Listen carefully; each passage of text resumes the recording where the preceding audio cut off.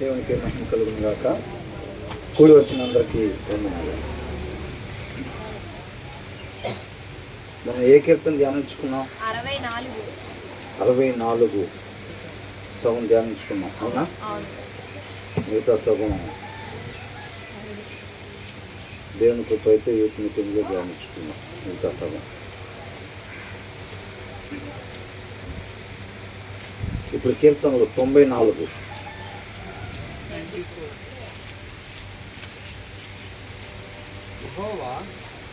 కీర్తనలో 94. ఈ కీర్తన పర్టికులర్గా ఎవరు రాశారో దీంట్లో మెన్షన్ చేయలేదులే, కానీ ఎక్కువ మంది విశ్లేషకులు చెప్పే మాట దావీదు దీన్ని రాశాడు అని. దావీదు అంటే తెలుసు కదా మనకి, ఎంతమంది తెలుసు? ఓకే. యెహోవా ప్రతీకారము చేయు దేవా, ప్రతీకారము చేయు దేవా అంటే ప్రతీకారం చేయు దేవా అంటే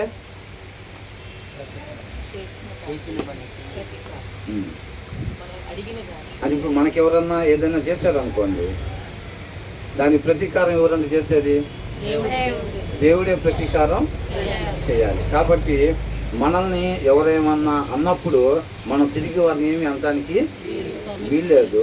అది ఎక్కడ పెట్టాలి? ఆ విషయం దేవుడి పాదాల చెంత ఆ విషయాన్ని పెట్టాలి. కాబట్టి ఏమంటున్నాడు? ప్రతీకారము చేయు దేవా అని అంటున్నాడు. ప్రతీకారము చేయు దేవా ప్రకాశింపుము అంటే ఏమంటున్నాడంటే, ఎవరన్నా అన్యాయం చేసే వారి పట్ల నీ యొక్క న్యాయాన్ని ప్రకాశింపు చేయము అని అంటున్నాడు అనమాట. అర్థమవుతుందండి?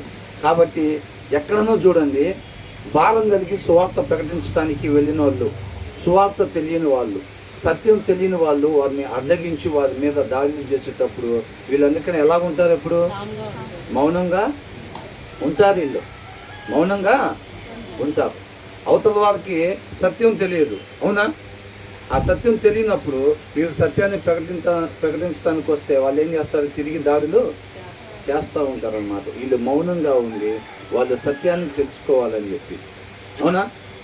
సత్యాన్ని తెలుసుకోవాలని చెప్పి వారి తరఫున దేవుడికి విజ్ఞాపన చేస్తూ ఉంటారన్నమాట. అందుకనే ఇక్కడ ఏమంటున్నాడు? దావీదు కూడా ఏమంటున్నాడు? యెహోవా ప్రతీకారము చేయు దేవా, ప్రతీకారము చేయు దేవా ప్రకాశింపుము. భూలోక న్యాయాధిపతి లెమ్ము. గర్విష్ఠులకు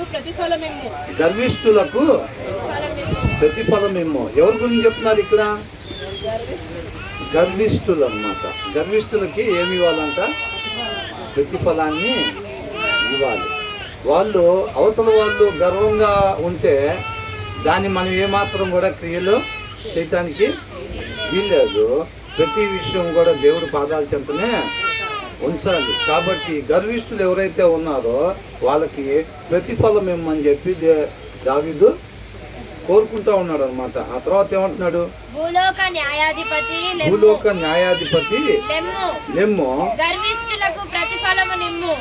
గర్విష్ఠులకి ఏదైతే రావాల్సి ఉందో దానిని వాళ్ళకి దయచేయమని వేడుకుంటా ఉన్నాడు అనమాట. తర్వాత ఏమంటున్నాడు? యెహోవా భక్తిహీనులు ఎంతవరకు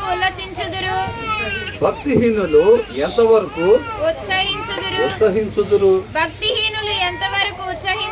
ఈ లోక సంబంధమైన వాళ్ళు ఏమనుకుంటారు? భక్తిహీనులు మనం చూస్తూ ఉంటే వాళ్ళు లోక సంబంధంగా ఎదిగిపోతున్నట్టు మనం చూస్తూ ఉంటాం, అవునా? యెహోవా భక్తిహీనులు ఎంతవరకు ఉత్సహించుదురు. భక్తిహీనులు ఎంతవరకు ఉత్సహించుదురు అని చెప్పి రెండు సార్లు మెన్షన్ చేశారనమాట. అర్థమవుతుందా? భక్తిహీనులు ఏం చేస్తారు? వాళ్ళ యొక్క సక్సెస్ని సాధించినట్టుగా వాళ్ళు ఏం చేస్తూ ఉంటారు? మనం ఏదో ఫెయిల్యూర్ అయిపోతున్నట్టుగా వాళ్ళు సక్సెస్ని సాధిస్తున్నట్టుగా. చాలామంది ఏమనుకుంటారంటే పైన భక్తి కలిగిన వాళ్ళు, మనం నిజమైన దేవుణ్ణి నమ్ముకున్నాం కదా, అవునా? నిజమైన దేవుణ్ణి నమ్ముకున్నాం కదా, అయినా ఎందుకు మనం ఇలాగే ఉండిపోతున్నాం? ఆర్థికంగా ఆరోగ్యపరంగా ఇలాగే ఉండిపోతున్నాం ఎందుకు? వాళ్ళు నిజమైన దేవుడిని నమ్ముకోకపోయినా సరే వాళ్ళు ఏం చేస్తున్నారు, అంచెలంచెలుగా ఎదిగిపోతూ ఉంటారు. అది చాలా మందికి అర్థమవుతుందండి. చాలామంది ఏం చేస్తారంటే తీర్మానం తీసుకొని బాప్తీసం తీసుకున్న తర్వాత ఆ వాక్యం చేత బలమైన ఆహారం పొందుకోకపోతే వాళ్ళు ఏం చేస్తారంటే బలహీనంగా ఉంటారు అన్నమాట. బలహీనంగా ఉండేటప్పుడు ఈ లోకస్తులు ఈ లోకపరంగా ఎదిగిపోవటం చూసి వీళ్ళు ఏమనుకుంటారు, ఇందాక బ్రదర్ చెప్తున్నారు కదా, అసలు దేవుడు ఉన్నాడా, ఉంటే నాకే ఎందుకు ఇలా జరుగుతుంది, అవునా, నా పరిస్థితి చూడలేదా ఆయన అని అనుకుంటూ ఉంటారన్నమాట. ఆత్మీయంగా బలమైన ఆహారాన్ని మనం తీసుకునేవారుగా ఉండాలి. అప్పుడే దేవుణ్ణి దేవుడిగా తెలుసుకొని ఆయనలో మాత్రమే మనం నాటబడేవారుగా ఉండాలి. వారు వదరుచు కఠోరమైన మాటలు పలుకుచున్నారు. దోషము చేయువారందరూ వింకములాడుచున్నారు. ఏం చేస్తున్నారంట వాళ్ళు? They pour out arrogant words. వాళ్ళు ఏం చేస్తున్నారంట? అహంకారపు మాటలు వాళ్ళు మాట్లాడుతూ ఉన్నారనమాట. All the evil doers are full of boasting. వాళ్ళు ఏం చేస్తున్నారు? ప్రగల్భాలు పలుకుతున్నారు. అర్థమవుతుందండి. మా దేవుడు నిజమైన దేవుడు, అందుకని మేము ఇలాగ అంచెలంచెలుగా ఎదుగుతున్నాము. మీ దేవుడు నిజమైన దేవుడు కాదు, అందుకని మీరు అలాగే ఉండిపోతున్నారు అని అంటున్నాడు. నిజమైన దేవుడు శాశ్వతమైన దాన్ని ఇస్తాడా, లేకపోతే కొంతకాలం ఉండిపోయే డబ్బుని, కొంతకాలం ఉండిపోయే ఆరోగ్యాన్ని, కొంతకాలం ఉండిపోయే పేరుని ఇస్తాడా? శాశ్వతమైన దాన్ని ఇస్తాడు. అవునండి. వాళ్ళు అనుకునేది అదే శాశ్వతంగా ఉండిద్ది అనుకుంటారు. దుర్మార్గులు భక్తిహీనులు ఏమనుకుంటారంట? ఇది శాశ్వతంగా ఉండిద్ది, మేము అసలు కదల్చబడం మేము, అవునా. వాళ్ళు కొనుక్కున్న స్థలాలకంటే వాళ్ళ పేర్లు పెట్టుకుంటూ ఉంటారు అన్నమాట. అంతేనా? వాళ్ళ పేర్లతోటి మ్యాంక్షన్ అని చెప్పి ఇలాంటివన్నీ పెట్టుకుంటూ ఉంటారు. మేము కదల్చబడం, మేము శాశ్వతంగా ఉండేవాళ్ళం, మీరే నశించిపోయే వాళ్ళు అనుకుంటూ ఉంటారు వాళ్ళు. కానీ వాళ్ళు అలాగ అనుకొని, వాళ్ళు అలా ఊహించుకొని ఏం చేస్తారంట? అహంకారపు మాటలు మాట్లాడతా వాళ్ళు ప్రగల్భాలు పలుకుతూ ఉంటారన్నమాట. వాళ్ళు గొప్పగా, అంటే వాళ్ళు ఏం చేస్తున్నారు? సత్యాన్ని తెలుసుకుంటున్నారా? సత్యాన్ని వాళ్ళు తెలుసుకోవట్లేదు. తర్వాత ఏమంటున్నాడు?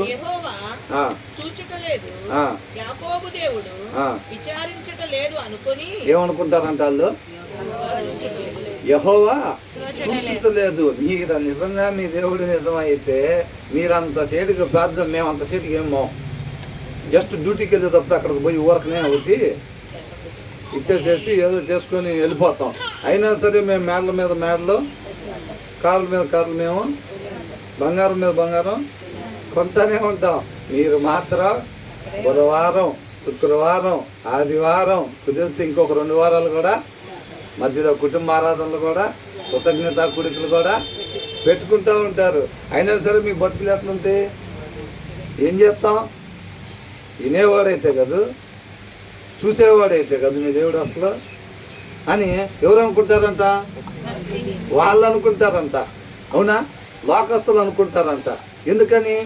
వాళ్ళు పెట్టుకున్న గురిని, వాళ్ళు ఈ లోకంలో ఏదైతే ఉందో శరీరాశ, నేత్రాశ, జీవోపడంబం, వాటిని గురిగా పెట్టుకుంటారని. ఈ లోకంలో కొంతకాలం ఉండిపోయే డబ్బులు సంపాదించాలని, పేరు సంపాదించాలని, ఆరోగ్యం సంపాదించాలని చెప్పి ఇప్పుడు ఆర్గానిక్ ఫుడ్ అంతా తిని మంచి ఆరోగ్యంగా ఉండి దేవుడు పిలుచుకున్నప్పుడు రేపు బాక్స్లో మంచి ఆరోగ్యవంతంగా పెట్టారనుకోండి, చచ్చిపోయిన తర్వాత, అవునా, ఆరోగ్యంగా ఉన్నాడు, అప్పుడు దాకా హార్ట్ అటాక్ వచ్చింది, దేనికన్నా పనికొచ్చింది ఆ బాడీ?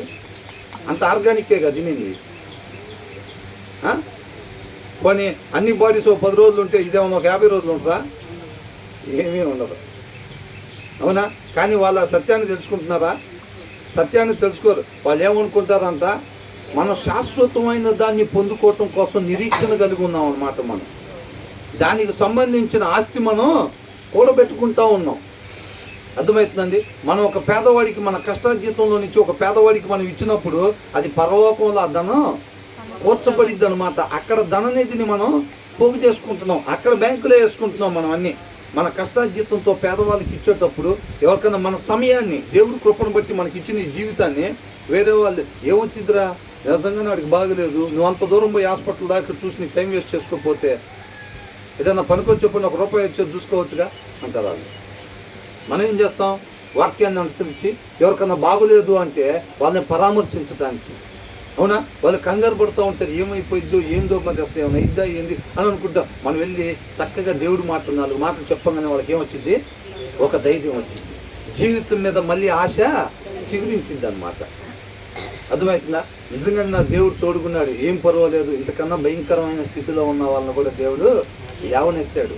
కాబట్టి ఆయన చిత్తానుసారంగా మాత్రమే జీవించాలని నువ్వు ఇష్టపడితే తప్పనిసరిగా దేవుడు కార్యం చేస్తాడు అని చెప్పి మనం అంత దూరం వెళ్ళి, అవసరమైతే బస్సులో వెళ్ళైనా సరే లేకపోతే నడుచుకుంటూ వెళ్ళైనా సరే అంత దూరం వెళ్ళి దేవుడి కృపను బట్టి మనకి ఇచ్చిన సమయాన్ని అక్కడ ఇన్వెస్ట్ చేస్తాం అన్నమాట. ఆ సమయాన్ని అక్కడ గడుపుతాం. ఆ సమయం మనం ఎక్కడ దాచుకున్నట్టు? పరలోకంలో ఆ సమయాన్ని మనం దాచుకున్నట్టు. రేపు అడుగుతాడా లేదా దేవుడు, నీకు ఇంత ఆయుష్ ఇచ్చాను మరి ఏం చేసావు? అడుగుతాడా లేదా? మన కష్టార్జితం నేను నీకు ఇంత డబ్బులు వచ్చేటట్టు చేశాను కదా, నీకు అవసరం ఇంతే కదా, మరి మిగతా ఏం చేసావు? అడుగుతాడా లేదా? దేవుడు మనకి ఇచ్చిన సమృద్ధిలో నుంచి మన చుట్టూ ఎవరైతే అల్పులు, బలహీనులు, నిస్సహాయకులు ఉన్నారో వాళ్ళని వెతుక్కొని మనం సహాయం చేసేవాళ్ళలాగా ఉండాలి. అబ్రహాం దగ్గరికి వచ్చి ఎవరన్నా తలుపు కొట్టి సహాయం అడిగితే చేసేవాడా, లేకపోతే గుమ్మంలో కూర్చొని ఎత్తుక్కొని మరీ సహాయం చేసేవాడా? గుమ్మాల దగ్గర కూర్చొని ఎవరికైనా సహాయం కావాలేమో అని చెప్పి ఎత్తుక్కొని సహాయం చేసేవాడు అనమాట. దేవుడు కృపను బట్టి వాళ్ళకి ఇచ్చిన ఆయుష్ని ఆ రీతిగా వాళ్ళు ఉపయోగించుకొని దేవుడి నామాన్ని మహింపరిచే సమయాన్ని సద్వినియోగం చేసుకున్నారు వాళ్ళు. మనం కూడా ఏం చేయాలి? ఎవరన్నా వచ్చి సహాయం అడిగితే కాదు, దేవుడు మనకు సమృద్ధిని దయచేసాడు అని అంటే ఖచ్చితంగా దీని అర్హులు ఎవరైతే ఉన్నారో, నిస్సహాయకులు ఎవరైతే అవసరతల్లో ఉన్నారో వాళ్ళ మనమే ఐడెంటిఫై చేసుకొని ఎతికి మన సమయాన్ని కేటాయించి, దావీదు ఏం చేసేవాడు? యుద్ధానికి వెళ్ళి అక్కడి నుంచి ఆస్తులు స్వాధీనం చేసుకొని తిరిగి వచ్చేటప్పుడు ఏం చేసేవాళ్ళు? ఎవరెవరైతే మన రాజ్యంలో పెద్దలు ఉన్నారో, యుద్ధానికి రాలేని వాళ్ళు ఉన్నారో, వాళ్ళ కుటుంబాల్లో మగపిల్లలు లేకుండా వాటా ఇప్పుడు తీసుకొని రాలేరు కదా వాళ్ళు. అలాంటి వాళ్ళు ఎవరైతే నిస్సహాయకులు ఉన్నారో వాళ్ళు ఎవరెవరు ఉన్నారో వాళ్ళు లిస్టు తయారు చేయమని చెప్పేవాడు. అని వాళ్ళు వచ్చి అడిగే వాళ్ళ ఈయనే వెతికి మరి వాళ్ళందరికీ కూడా దీంట్లో నుంచి కానుకల్ని పంపించేవాడు. దేవుడు కృపను బట్టి ఈ విషయాలు మన దగ్గరికి ఎందుకు పంపిస్తున్నాడు? విని చక్కటి స్టోరీ వచ్చాము ఇవాళ మేము అనుకోవటానిక. అంటే దేవుడు ఏం కోరుకుంటున్నాడు మన నుంచి? మన చుట్టుపక్కల మన స్థాయిని బట్టే, ఎక్కువని కాదు, దేవుడు మనకిచ్చిన స్థాయిని బట్టే మనం ఎవరెవరికైతే సహాయం చేయగలుగుతామో వాళ్ళని వెతుక్కుని మనం కూడా అబ్రహాంలాగా వెళ్ళి సహాయం చెయ్యాలని, అలాగా చెయ్యాలి. వాళ్ళు ఏమనుకుంటారు? ఈ లోకస్తులు చూసి తెలివి తక్కువరా, అక్కడ వీళ్ళు పోయే చర్చిలలో తను చెబుతారు దానాలు చేయాలి, ధర్మాలు చేయాలి, న్యాయంగా ఉండాలి, ఇలాంటివన్నీ చెబుతారు. వీళ్ళు ఉన్న డబ్బులన్నీ పాటు చేసుకుంటారు. వీడికి వచ్చే నెలకు లేదు సరిగ్గా. ఏమనుకుంటారు? వీడికి వచ్చే నెల సరిగ్గా తినడానికి లేదు, వీడు ఆల్రెడీ తీసుకుని బియ్యం వాళ్ళకి ఇవ్వాలి, కూరగాయలు వీళ్ళకి ఇవ్వాలని బయలుదేరాడు వీడు అనుకుంటారు లోకస్తులు. లోకస్తులకి ఎలా కనపడతాం మనం? ఎర్రోళ్ళలాగా కనపడతాం. ఇలాంటి ఎర్రోళ్ళు ఎవరు ఉండరా? అందుకని గొర్రెలు అనేది ఏంటంట? గొర్రెలు అనేది. వాళ్ళు కళ్ళు తెరవబడి ఉన్నాయా, మూయబడి ఉన్నాయా? మూయబడి ఉన్నాయి. వాళ్ళ కళ్ళు తెరవబడాలని చెప్పి మనం విజ్ఞాపన చెయ్యాలి. మన శత్రువుల కొరకు మనం విజ్ఞాపన చెయ్యాలి. వాళ్ళు మనం ద్వేషించినా సరే మనం వారిని ప్రేమించే వారిగా ఉండాలంటే. అవునండి. అలా వెతికి మరి ఎవరెవరికైతే ఇవ్వాలో, ఎవరెవరికైతే ఇవ్వగలిగే స్తోమత దేవుడు మనకి ఇచ్చాడో వాళ్ళకి మనం ఇచ్చేవారుగా ఉండాలి. ఎంతమంది ఇష్టపడుతున్నారు అట్లా ఇవ్వడానికి? బ్రదర్ వినటానికి బాగానే ఉంది బ్రదర్, 2 చేతులు కట్టేసినట్టుంటుంది బ్రదర్. ఏంటంట? ఒక 5,000 జోబులోకి వస్తే ఎవరికన్నా ఇవ్వాలంటే 2 చేతులు కట్టేసి, ఇప్పుడు ఇలా కట్టేశారు అనుకోండి, ఇలా కట్టేస్తే చేతులు వస్తాయి ముందుకి. డబ్బులు లేనప్పుడు అంతా బాగానే ఉంటుంది బ్రదర్, ఏం నిద్రపోతే వాళ్ళకి వీళ్ళకి అంత పంచినట్టే ఉంటుంది. డబ్బులు జోబులో పని అంటే 2 చేతులు ఇలా కట్టేసినట్టు అయిపోతుంది బ్రదర్. ప్రార్థన చేయండి బ్రదర్. కొంచెం ఏం చేయాలంట? ప్రార్థన చేయాలి. బలం సరిపోవట్లా నీకు ఆత్మను అనుసరించడానికి. ఆత్మ ఏం చెప్తుంది? ఆత్మ అంటే ఏంటి? వాక్యం. వాక్యం ఏం చెప్తుంది? నీ చేతుల్లో కష్టం అంట ఇతరులకి అవసరతలో ఉన్న వాళ్ళకి ఇచ్చేదిగా ఉండాలంట. అది వాక్యం చెబుతుంది. దాన్ని అనుసరించాలంటే నీ ఆత్మ బలం సరిపోవట్లా. అందుకే తాడు పెట్టి కట్టేసినట్టుగా తాడు కనపడపోయినా నీ చేతులు ఎందుకు లేవట్లా? ఆత్మకు బలం సరిపోవట్లేదు. అనుసరించడానికి, ఆత్మను అనుసరించడానికి నీకు బలం సరిపోవట్లా.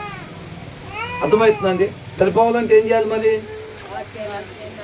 వాక్యాన్ని చదవాలి, బాగా ఆహారం తినాలి ఫస్ట్. అర్థమవుతుందండి. అనుసరించాలి, క్రియ చేయాలి అని అంటే ఫస్ట్ ఏం చేయాలి? భుజించాలి. శక్తి రావాలంటే మనకి ఏం చేయాలి? ఫస్ట్ తినాలి. ఆత్మీయ ఆహారం, వాక్యాన్ని మనం చదవాలి. వాక్యాన్ని బాగా చదివినప్పుడు మనం ఆ రీతిగా ఉండాలనే ఆశ పుట్టింది. మనం ఎంత చదివితే అంత ఆశ పుట్టింది. ఎంత ఆశ పుడితే అంత దేవుణ్ణి మనం తెలుసుకుని ఇది మన వల్ల ఏది కాదు, ఆయన కృపని ఆశ్రయిస్తాం. మనం ఎంత చదివితే అంత ఆశ పుట్టింది. ఎంత ఆశ పుడితే ఆయన్ని అంత ఆశ్రయిస్తాం. ఆయన్ని అంత ఆశ్రయిస్తే ఆయన అంతగా మనల్ని తృప్తిపరుస్తాడు. ఆయన అర్థమవుతుందండి. అంతగా వాడబడతాం అన్నమాట ఆయన పరిచర్యలో. అంతగా దేవుడి నామాన్ని మహింపరిచే వారుగా మనం ఉంటాం. కాబట్టి పైనే ఉన్నాం అనుకోండి, ఏమనుకుంటాం? వాళ్ళు ఎదిగిపోతున్నారు, వీళ్ళు ఎదిగిపోతున్నారు, పొద్దున్న ఎగితే ప్రార్థన చేస్తున్నాం ప్రతిరోజు క్రమం తప్పకుండా, మనం మాత్రం ఇలాగే ఉండిపోతున్నాయి. ఏందో తెలియట్లేదు. డబ్బులు వచ్చే టయానికల్లి ఎవరో ఒకరు గుర్తొచ్చి వాళ్ళకి ఇతం జరిగిపోతుంది. మన దగ్గర మాత్రం డబ్బులు పొగుబడి అవ్వట్లేదు అసలు అనుకుంటారు చాలామంది. అర్థమవుతుందా? మనకు డబ్బులు పోగుపడాలా? ఇక్కడ పోగవాలా, అక్కడ పోగవాలా? నిజంగానే చెప్తున్నారు అందరూ హృదయపూర్వకంగా. దేవుడు ఇంత ఉంటాడు. మన దేవుడు ఇనే దేవుడు. మన దేవుడు ఇనే దేవుడు. అవునా? ఇక్కడ అక్కడ చక్రం తిప్పాలంటే అయిద్దా? అట్లా అవ్వదు. అర్థమవుతుందా? అక్కడ ధనం సమకూర్చుకోవాలంటే ఇక్కడ ధనం ఉండదు. అర్థమవుతుందండి. కాబట్టి వాళ్ళు ఏమనుకుంటున్నారు అంటే వాళ్ళు యెహోవా చూచుటలేదు, యాకోబు దేవుడు విచారించుటలేదు అనుకునేది. ఏమనుకుంటున్నారంట? విచారించట్లేదు. ఆయన చూడలేదు, ఆయన చూసేవాడు కాదు. ఆయన చూస్తే వాళ్ళు ఎందుకు అట్టగా ఉంటారు వాళ్ళు అనుకుంటున్నారు. అక్కడ అకౌంట్లో డబ్బులు ఎంత ఉన్నాయో ఇలా తెలుసా? తెలియదు. అక్కడ అకౌంట్లో డబ్బులు మనం వీళ్ళు ఏం చేస్తారు? ఎక్కడున్న అకౌంట్లో ఓపెన్ చేసి చూసుకుంటూ ఉంటారు. చూడు 75 లక్షలు, చూడు 8 కోట్లు అని చెప్పి, చూసావా మీ ఫోన్లో చూపించండి బ్యాలెన్స్ అంటారు వాళ్ళు. అవునా? మనం ఏం చేయాలి? ఇక్కడ చూసావా మనం ఈ అకౌంట్ ఓపెన్ చేసి అక్కడ అకౌంట్ ఓపెన్ చేసి చూసావా ఎంత ఉందో అంటారు. ఏది నాకేం కనపడతలేదు ఏంది అసలు అని అంటారు. వాళ్ళకి కనపడిద్దా? ఆ బ్యాలెన్స్ వాళ్ళకి కనపడదు. అది నిరీక్షణతో చూడాలన్నమాట. అది విశ్వసించు చూడాలన్నమాట. అది దాని కొరకు అబ్రహాం ఎలా చూశాడంట? పునాదులు కలిగిన పట్టణం వైపే నిదానించి చూశాడంట. మనం కూడా అలా చూడటం నేర్చుకోవాలి. ఆ విశ్వాసం కావాలి. ఈ లోకంలో ఈ లోక మాలిన్యం మనకి అంటకుండా ఉండాలి అని అంటే, అలాగ దేవుణ్ణి మహింపరచాలి అని అంటే, నిత్య జీవానికి వారసులుగా మనం ఉండాలి అని అంటే ఆ బలం కావాలి. బలం కాకుండా కోరికల కంటే మాత్రం ప్రయోజనం ఏమీ లేదు. ఈ లోకంలో ఏం చెప్తారు తెలుసండి? కోరికలు కనాలి, మన డ్రీమ్స్ కనాలంట. బాగా ఆ డ్రీమ్స్ని ఫుల్ఫిల్ చేసుకోవాలంట. ఏం చేయాలంట? బాగా కళలు కనాలంట. ఆ కళల కోసం మన శ్రమను ఉపయోగించాలి. దేవుడు దానికోసమేనా బెంచ్ కార్లో తిరగాలని పిల్లలు మనం కలగని దానికోసం పగలు రాత్రి ఓటీలు కూడా పని చేసుకుంటే దేవుడు దానికోసమే గుర్తించాడు మనల్ని. అంతేనా? అదే ఈ లోపలే ఒక రోగం వస్తే అని అంటున్నారు ఆంటీ. అవునా? నా ప్రాణమా తినుము తాగుము సుఖించుము నీ కోసం సమృద్ధిగా కూర్చోబెట్టాను అంటే దేవుడు ఏమంటున్నాడు? అలా అనుకునే ప్రతి ఒక్కరిని ఆయన ఒక్కనే అన్నాడా, లేకపోతే అట్లా అనుకునే ప్రతి ఒక్కరిని అంటున్నాడా? ప్రతి ఒక్కరిని అంటున్నాడు. వెలివాడా ఆయన కృపను. చాలా మంది ఏంటంటే పని చేయకుండా శరీరాన్ని దాచుకుంటూ ఉంటారు. దేవుడు ఈ శరీరం ఎందుకు ఇచ్చాడు? కష్టపడతాను. ఆయన నామ మహిమ కొరకు, ఆయన చిత్తాన్ని నెరవేర్చడానికి ఇచ్చారు. కొంతమంది ఏంటంటే ఎండలో బారు 11 దగ్గర నుంచి సాయంత్రం 4 దాకా బయటికి రారు. జాగ్రత్తగా దాచుకుంటారు. దీన్ని దాచుకొని ఎక్కడ పెడతారు? రేపు పురుగులకి. ఏంటంట? పురుగులకి. చక్కటి సాఫ్ట్ స్కిన్ని ఎండబడకుండా ఆర్గానిక్ శరీరాన్ని తీసుకుని వెళ్ళి పురుగులకి, పాపం వాటి కోసమే ఇవి అంతే. వాటి కోసమే శుభ్రంగా ఆర్గానిక్ ఫుడ్ తిని పురుగులకు పెంచ వాటినే ప్రేమించేది వీళ్ళు. అవునా?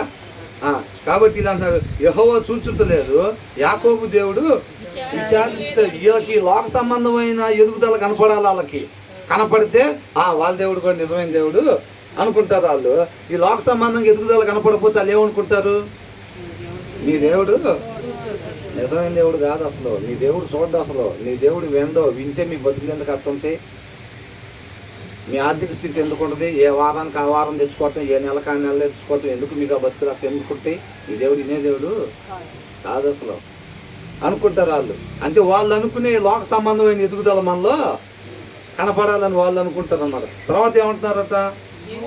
యెహోవా వారు ఆ, నీ ప్రజలను నలగగొట్టుచున్నారు, ఆ, నీ స్వాస్థ్యమును బాధించుచున్నారు. ఏం చేస్తున్నారంట వాళ్ళు? నీ ప్రజలను నలగగొట్టు they crush your people lord, they oppress your inheritance అని అంటున్నాడు. ఈ ప్రజలు ఏం చేస్తున్నారంట? నలగగొట్టుచున్నారు. నలగొట్టుచున్నారు. ఈ పోరాటం ఎప్పుడైనా ఎవరెవరికి ఉంటుందంటే నీతి మంతులకి లోకస్తులకి ఈ పోరాటం ఉంటుంది. అర్థమవుతుందండి? వాళ్ళు ఎవరిని అణచివేసి వాళ్ళు ఆర్థికంగా బలపడాలి, ఆరోగ్యంగా బలపడాలి, పేర్లు సంపాదించాలని అనుకుంటారంటే ఈ ఎవరైతే అమాయకుల్లాగా ఉంటారో చూసారండి, ఈ లోక తెలివితేటలు లేకుండా, ఈ లోకంగా ముద్రతత్వం లేకుండా ఉంటారు చూసారా, వాళ్ళను మోసం చేసి ఇల్లు బతుకుదాం అనుకుంటూ ఉంటారు. ఈ లోక తెలివితేటలు ఎవరికి ఉండవు? మనల్ని మనం ఉపేక్షించుకునే వారికి. ఉపేక్షించుకోవటం అంటే ఏంటి? మనల్ని మనం జీరో చేసుకోవాలి. అంటే ప్రభు ఈ లోక జ్ఞానం పూర్తిగా జీరో చేయమని చెప్పి మనమే ప్రార్థన చేయాలి. అర్థమవుతుందండి?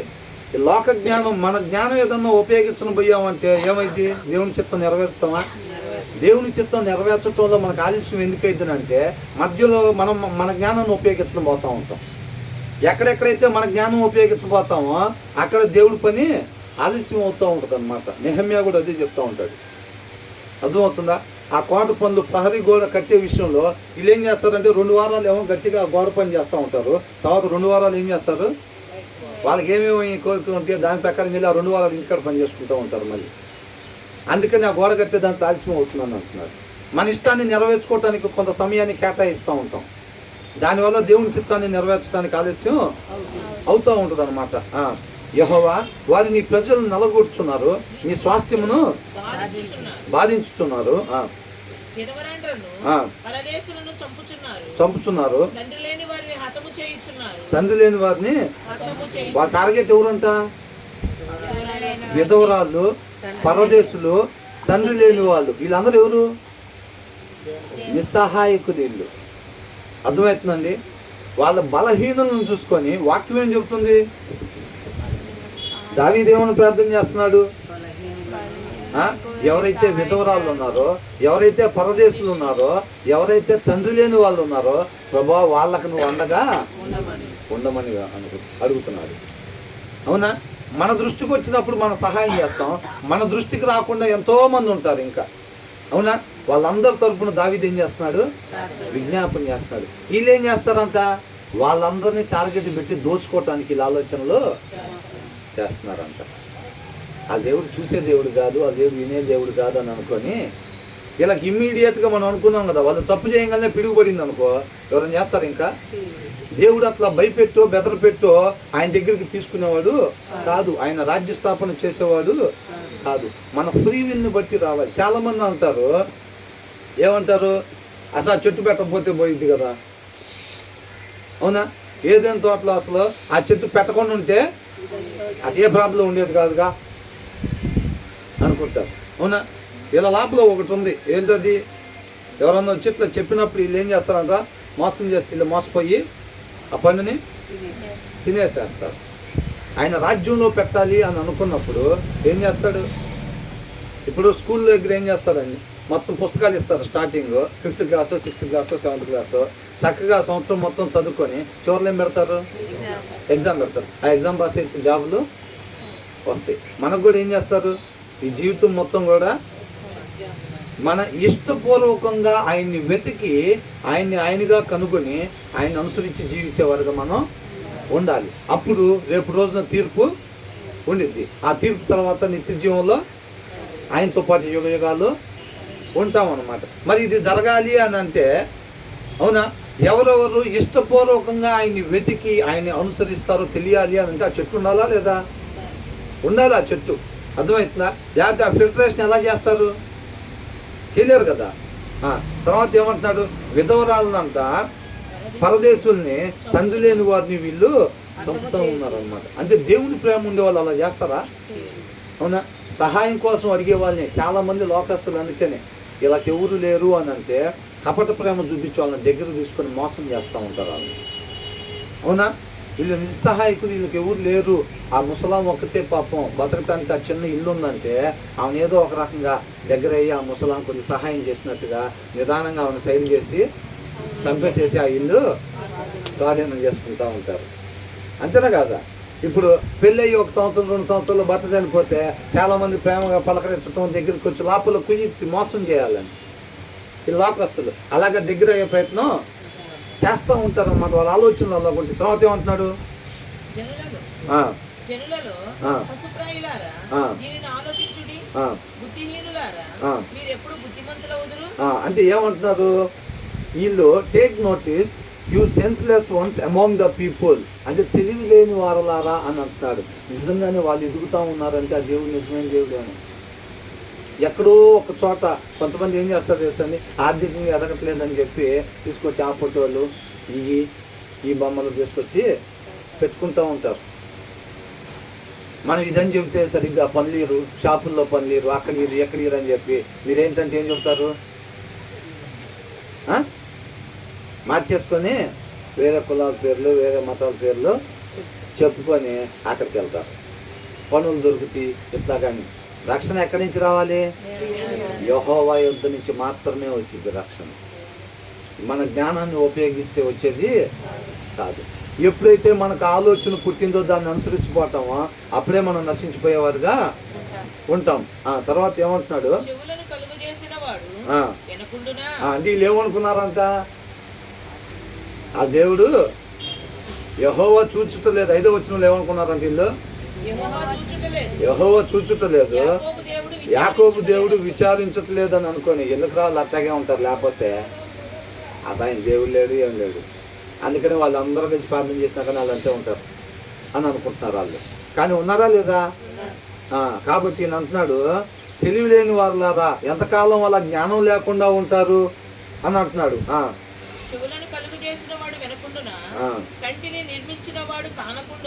అంటే ఏంటంట? చెవులను కలుగు చేసిన వాళ్ళు వినకుండా ఉంటాడా? చెవులను తయారు చేసిన ఆయన. అందుకనే మనలో చూడండి, ఎప్పుడైనా ఫలానా చేయాలంటే ఎందుకు చేయాలి, ఏది సత్యం అసలు అని చెప్పి పరిశీలించి వెతికి కనుక్కొని తడివిలాడి దేవుడిని ఇట్లా కనుక్కోవాలి మనం. ఇదేంటి మీ స్టాండ్ అని తెలియాలంటే గుడ్డోళ్ళకి ఎట్లా తెలిసింది? గుడ్డోళ్ళకి అదేంటంటే కుర్చీ అంటాడా? ఇదేంటంటే డ్రమ్స్ అంటాడా? ఏం చేస్తాడు? పట్టుకొని ఇలా అంటూ ఉంటాడు. అవునా? ఇది టేబుల్ అన్న ఇట్లా చెప్తాడు. అవునా? ఇది డ్రమ్స్ అంటాడు ఇట్లా పట్టుకొని. మనం కూడా ఏం చేయాలంట? దేవుణ్ణి అట్లా వెతికి తవిళ్ళాడి కనుక్కోవాలంట ఆయన. అవునా? వాళ్ళు ఏం చేస్తారు చెప్పండి? ఇదే మన దేవుడు అనగానే పిల్లలు ఏం చేస్తారు? ఇంతప్పటి నుంచి తీసుకుని వెళ్ళి ఏం చేస్తారు? ఇదే మన దేవుడు అనగానే ఆ పిల్లలు ఏం చేస్తారు?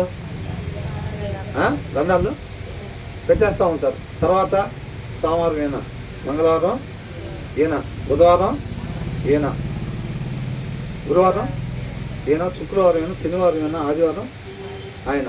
ఒక్కొక్కసారి మరి చాలా 300 మంది పైన ఉన్నారు అన్నారు కదా ముక్కోట. మరి ఇప్పుడు అట్లా ఉన్నారు కదా, మరి ఇదేం వారానికి 7 రోజులు చెప్పాయంటే ఒక ముక్కోటి డివైడెడ్ బై 7 వేసుకోవటమే.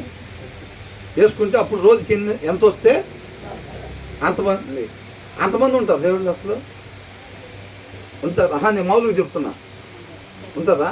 ఎంతమంది ఉంటారు అసలు? ఒక్కడే ఉంటాడు. అవునా కదా? వాళ్ళు అలా చెప్పగానే వాళ్ళు తవిళ్ళాడటం, ఎతకటం, కనుక్కోవటం ఏనైనా అని చెప్పి ఆ పరిశీలించటం అనేది ఉండదు. మనలో అట్లా చెప్పగానే చేయరు. ఏం చేస్తారు? వెతికి పరీక్షించి అది సత్యమా కాదా కనుక్కొని అది సత్యం అయితేనే దాన్ని అనుసరించేవారుగా ఉంటారు. అంతే. నేను అంటున్నాను కాదండి, బయట ఉన్నది చెప్తున్నాను. అందుకనే ఎంతకాలం అట్లాగా జ్ఞానం లేకుండా ఉంటారు? జ్ఞానం కలిగి ఉండండి, తెలివి లేకుండా ఎంతకాలం ఉంటారు అని అంటున్నాడు.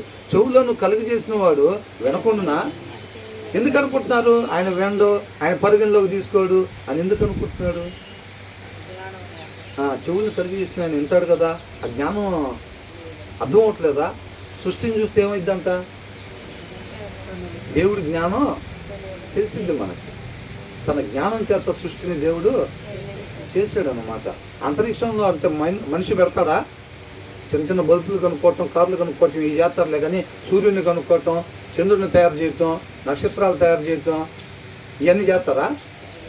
అసలు అవన్నీ అంటే ఏమర్థం అవుతున్నట్టు చూడగానే ఖచ్చితంగా దేవుడు ఉన్నాడు, అవునా కదా, అది అర్థమవుతూ ఉంది. మరి ఎందుకని అట్లాగా ఆయన లేడు, ఆయన చూడ్డు, ఆయన పట్టించుకోడా? ఒక సృష్టి ఇప్పుడు తయారు చేసుకుని, ఒక వస్తువుని తయారు చేసుకొని, ఇప్పుడు ఫ్యాన్ తయారు చేసుకున్నాడు ఒక వ్యక్తి, అది పని చేస్తుందా లేదా ఏం చేస్తుందో చెక్ చేసుకుంటారుగా. అది దేవుడు పుట్టించేసి వదిలిపెట్టేస్తాడు, ఇంకా చూస్తూ ఉంటాడుగా ఏం చేస్తున్నారు ఈయన. మరి ఎందుకు పరిగణలోకి తీసుకోరని ఎందుకు అనుకుంటున్నారు? జ్ఞానం లేకుండా తెలివి లేకుండా ఎందుకుంటారు? ఎంతకాలం ఉంటారు మీరు అట్లాగా అని అంటున్నారు అనమాట. చెవులను కలుగజేసిన వాడు వినకుండానా, కంటిని నిర్మించిన వాడు కానకుండానా, అన్యజనులను శిక్షించువాడు, మనుషులకు తెలివి నేర్పించువాడు దండింపక మానునా. ఏంటంట, does he who disciplines nations not punish. క్రమశిక్షణ నేర్పించేవాడు శిక్షించకుండా ఉంటాడా? అంటే వీళ్ళు చేసే తప్పులకి ఈ విధవరాలని టార్గెట్ చేసుకొని నిస్సహాయకులు పరదేశులు ఎవరైతే ఉన్నారో వాళ్ళని టార్గెట్. పరదేశులు అంటే ఏంటి? వాళ్ళకి ఇక్కడ కుటుంబాలు ఉంటాయా ఎక్కువ? ఎక్కడి నుంచో వలసగా వస్తారు వాళ్ళు, అవునా? మన దగ్గర సమోసాలు వేసేవాళ్ళు, పానీపూరీలు వేసేవాళ్ళు, వాళ్ళంతా ఎక్కడి నుంచి వస్తారు? వేరే దగ్గర నుంచి వచ్చి ఇక్కడ బతకడానికి వస్తారు. ఇక్కడ మనం దేవుడి ప్రేమతో వాళ్ళని ప్రేమించేవారుగా ఉండాలి తప్ప మనం అట్లా టార్గెట్ చేసుకోవచ్చా? బలహీనులు ఇలా పెద్ద కుటుంబాలు ఉండవు ఇక్కడ, మనం ఇక్కడ వాళ్ళ మీద ప్రతాపం చూపించచ్చు, అట్లా ఉండొచ్చా? తండ్రి లేని వారికి ఇట్లాంటి వాళ్ళని టార్గెట్ చేసుకొని ఉంటున్నారు అన్నమాట. కాబట్టి ఆయన ఏమంటున్నారు, అట్లాగా దేవుడు క్రమశిక్షణ నేర్పించేటప్పుడు అందరికీ శిక్షించకుండా ఉంటాడా? ఎందుకని మమ్మల్ని ఏం చేయడు, మేము చేసే పనులకి మమ్మల్ని ఎవరు చూసేవాళ్ళు లేరు, పరిగణలోకి తీసుకునే వాళ్ళు లేరు, మమ్మల్ని ఎవరు శిక్షించరని ఎందుకు అనుకుంటారు? తెలివి తక్కువగా అలాగా అని అంటున్నారు అనమాట, అవునా? చాలామంది కూడా ఏం చేస్తారు, నిన్న పోయి అక్కడ మందు తాగాం, మొన్న పోయి సిగరెట్లు తాగాం, ఏమైనా అయిందా మనకి? దాని ముందు చేయక ముందు ఎట్లాగైతే వెళ్ళి ఇంటికి వచ్చానో శుభ్రంగా తిని పడుకున్నానో, దాని తర్వాత రోజు కూడా అట్లాగే తిని పడుకున్నాక ఏమైంది మనకి? అంటే మనకేమి కావట్లా, అంటే మనల్ని ఎవరు చూడట్లా, మనల్ని ఎవరు ఏమీ అంటలేదు, అంటే ఎవరేమి అనరన్నమాట, చూసేవాళ్ళు ఎవరు లేరన్నమాట, దీన్ని పరిగణలోకి తీసుకునే వాళ్ళు ఎవరు లేరన్నమాట అనుకొని వాళ్ళు ముందుకు సాగిపోతూ ఉంటారు. ఆ ఉద్దేశం ఉంటేనే, అవునా?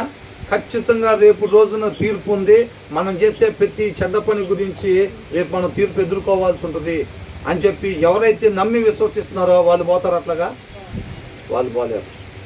అర్థమవుతుంది. ఆ తర్వాత ఏమంటున్నాడు, does he teachers man kind lakh knowledge అని అంటున్నాడు. అంటే మనుషులకు ఆయనకి ఏమైనా జ్ఞానం పొదువై ఉందా అని అంటున్నాడు. అంటే మిమ్మల్ని పట్టించుకోవాలి, మీరు ఏం చేస్తున్నారు, మంచి చేస్తున్నారా, చెడు చేస్తున్నారా, చెడు చేస్తే మిమ్మల్ని శిక్షించాలి, ఆ జ్ఞానం ఆయనకి ఏమైనా పొదువు తెలియదు. ఆయనకి మనం ఇట్లా చేస్తే మనల్ని శిక్షించాలన్న విషయం ఆయనకి తెలియదు, పాపం జ్ఞానం తక్కువ. ఏమనుకుంటారంట,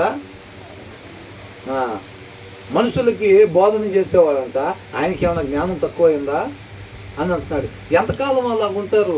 దేవుడు లేడు, చూడలేదు, పట్టించుకోవట్లేదు, కాబట్టి మన ఇష్టం, కాబట్టి మన ఇష్టం, ఎంతకాలం ఉంటారు అట్లాగా?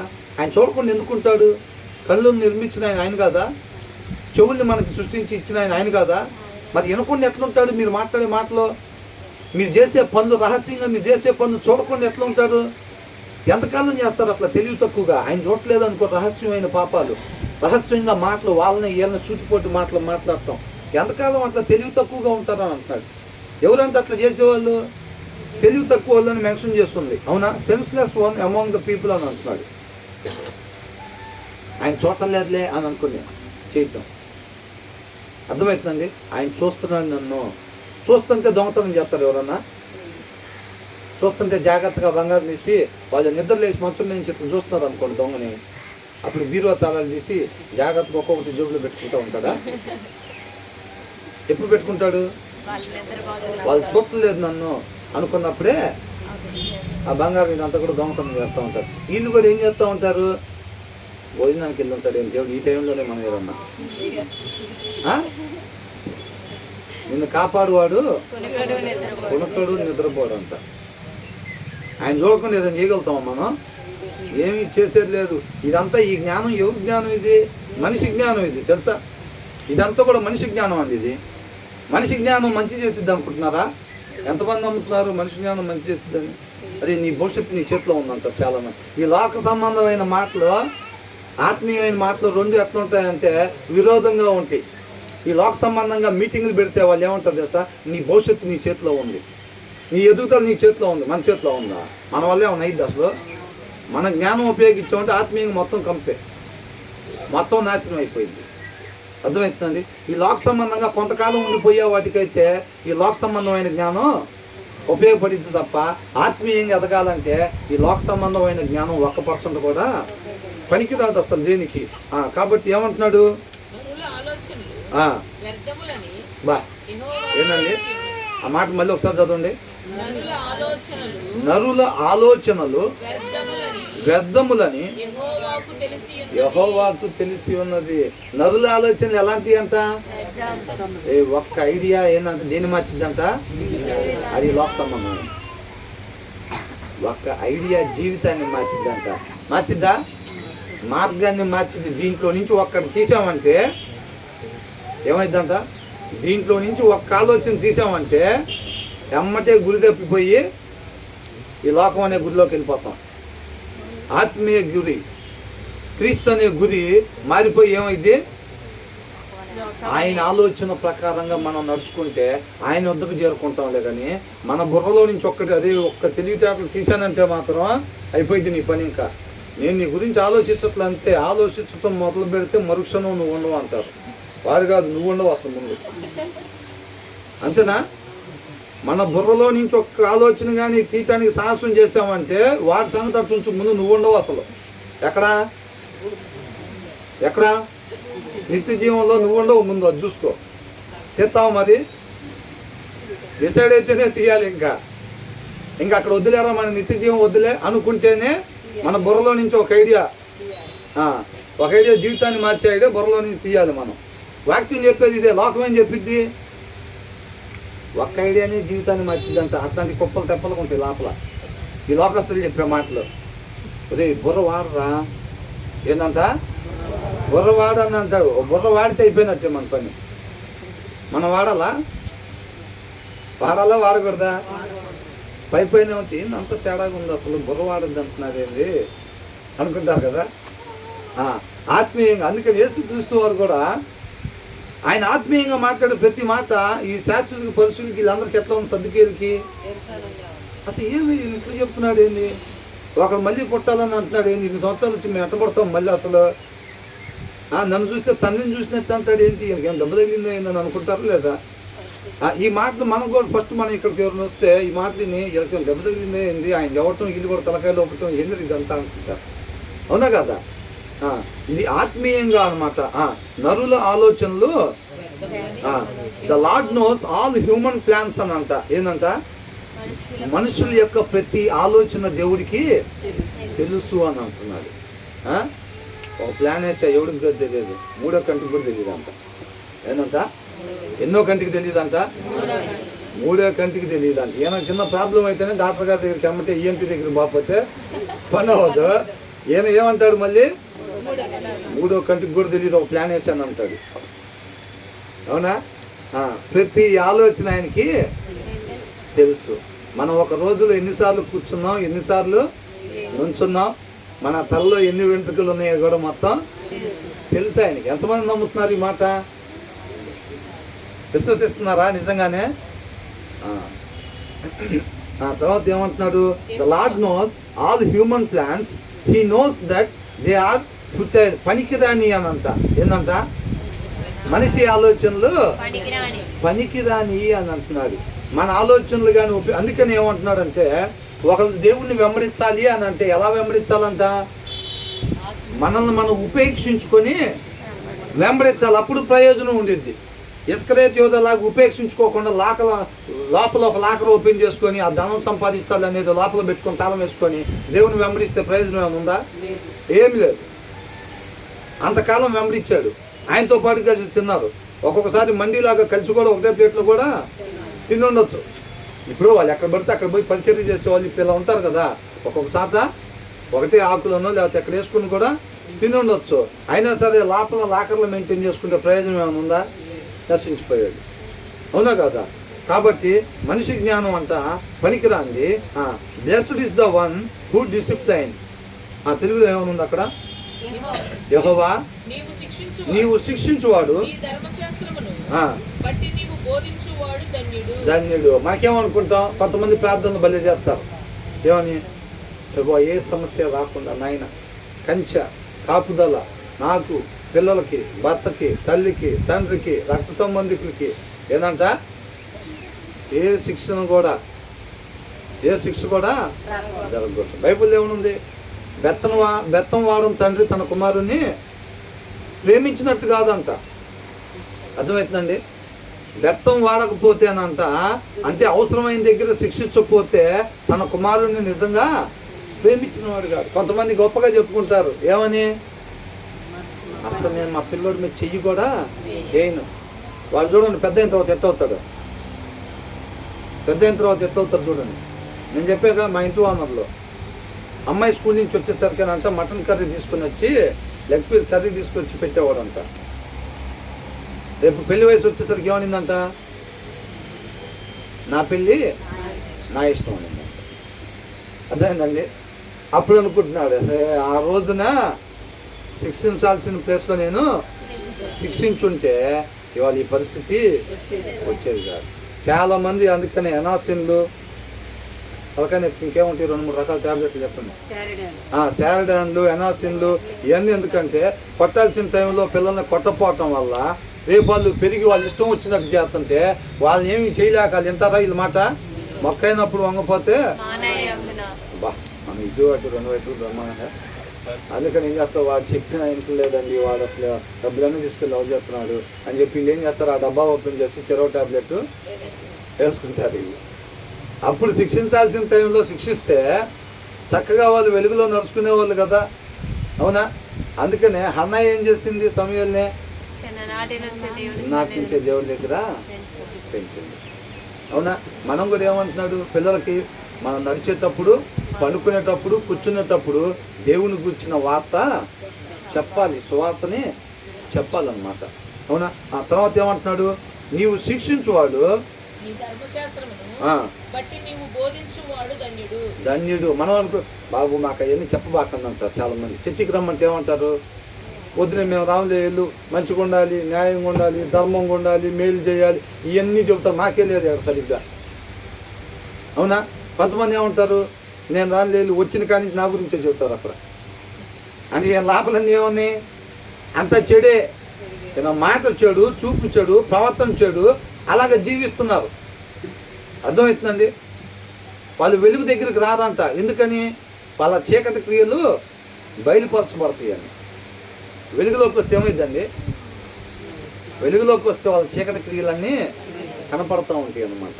కాబట్టి వాళ్ళు ఏం చేస్తారంటే వాక్యం అనే వెలుగులోకి రాకుండా వాళ్ళు ఆ చీకట్లోనే సంచరిస్తూ ఉంటారు అన్నమాట వాళ్ళు, అవునా? కాబట్టి ఏమంటున్నాడు, అందుకనే మాకు ఏ ప్రాబ్లం రాకుండా దేవాతోడు, మాకు ఏ ప్రాబ్లం రాకుండా ప్రార్థన చేయబాకండి. ఆయన ప్రేమించేవాడు, అవసరమైతే మనకు రావాలి.